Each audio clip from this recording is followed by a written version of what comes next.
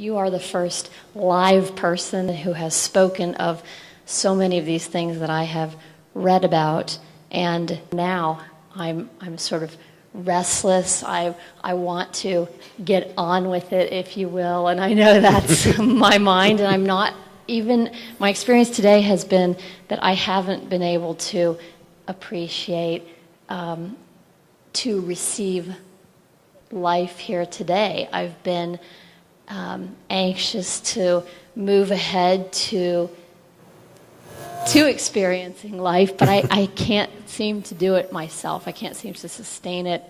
Now, let's look at it through like an analogy. You're living in certain prison, let's say, there's a fort around you. Initially, if the wall is big enough, it all seems to be okay. Yes? Let's say this is 50-acre land, big wall, you lived in this only all the time, you felt quite all right. But then, suddenly you see up and the birds seem to be going beyond 50 acres. The wind seems to be blowing beyond 50 acres. There is something within you which gets into the madness. People who are around you who pretend to be sane, they all tell you, stop that nonsense, just do what you have to do here. Don't have such fancy dreams, you know. And they're telling you, the so-called worldly wise people, they're always telling you. But you cannot suppress this. If you suppress this, you will suffer. If it doesn't find expression, you will suffer. But if it seeks expression, you will suffer even more. A seeker suffers much more than others because now he knows the pain of ignorance. Most people in the world do not know the pain of ignorance. If you do not know the pain of ignorance, you have no real longing within you, isn't it? You are the kind, if you eat a pizza, you are happy. I'm not saying you should not enjoy your pizza. It's just that if you eat a pizza, you think life is fulfilled. Now you still don't know the pain of ignorance. You think by eating, sleeping or indulging in this pleasure or that pleasure, life is complete. You still do not know the pain of ignorance. The pain of ignorance should tear you apart. Then the longing to know becomes intense. If the longing to know becomes intense, it is just one moment. The reason why it seems to be so far away is simply because the necessary longing has not come.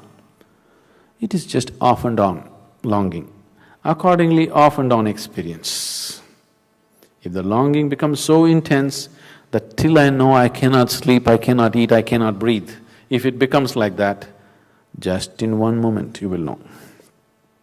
Because what you're seeking is not sitting on the mountain or floating on the clouds, it is within you.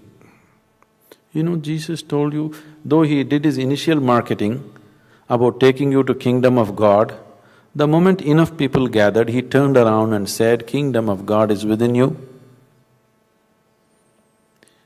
If kingdom of God is somewhere, I don't care to go there, it's okay. If it's within you and you missed it, that's tragedy, isn't it? Isn't it so? If it is somewhere up in the heaven, I don't want to go there, I'm happy in Ohio, that's different. But if it's within you and you missed it, that's true tragedy, isn't it? Right now, that's the tragedy. It's right here and people are missing it. There was a time when I first came to this, if I just looked at people, I would burst into tears. Just seeing what they're missing. Right here, I am exploding with ecstasy. People are walking around with long faces, and it's there in them also, I can see it right there. But they are going about totally unaware of it. I would just cry. If I see people, tears would come. Now I got seasoned and I just laugh at them. Because there's no other way to handle life, you know.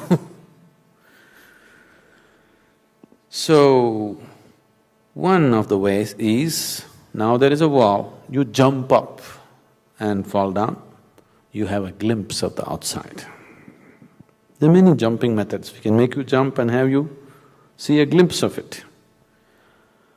The glimpse is shown to you because that is not the end of it, that is the inspiration. If you don't have a glimpse, then you don't have the momentum to keep it going, isn't it? Mind becomes hopeless, oh, maybe there is nothing beyond this, maybe this is all there is after all, eating, sleeping, reproducing, dying, what else is there? This is all there is to life. You'll try to convince yourself. So a little glimpse is given so that now suddenly everything here becomes stale, you want to know something there. The glimpse is only an inspiration to give you the necessary momentum to go on with life, to go on with the search and seeking. Now, jumping and looking beyond the wall was good at one time, after some time it becomes frustrating because it's just one moment looking and falling back again. So what we need to do? Now jumping is not good enough, we need to build a ladder, isn't it? I have always described yoga as a ladder to the divine. Because now you're learning how to build a ladder.